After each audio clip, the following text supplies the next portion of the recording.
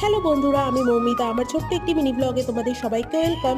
এখন সময় বাজে ওই ঘড়িতে 6:30 মতন, আর মেয়েও এদিকে একদম স্কুলের জন্য রেডি। আজকের থেকে ওর নতুন ক্লাস শুরু।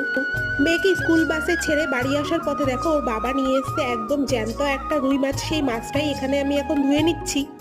গরমের ঠেলায় একদমই টেকা দায় হয়ে গেছে। তা মাছটা যেহেতু খুবই ফ্রেশ, তাই ভাবলাম যে মাছটাকে সবজি দিয়ে একদম পাতলা টেলটেলে ঝোল করি। এরকম স্বাস্থ্যকর ঝোল গরমে খাওয়া খুবই উপকারী। হাজবেন্ডের রয়েছে অফিস, তাই দেখো এখানে আমি ঝটপট সবজিগুলো কেটে নিয়েছি, কারণ রান্না করে তো একটু দিতে হবে। সব গুছিয়ে গেছি, হাজবেন্ডকে পাঠিয়ে দিয়েছি অফিস। এখানে দেখো আজকে যেহেতু থার্সডে, ওই জন্য পুজোটাও সেরে ফেললাম খুব সুন্দরভাবে।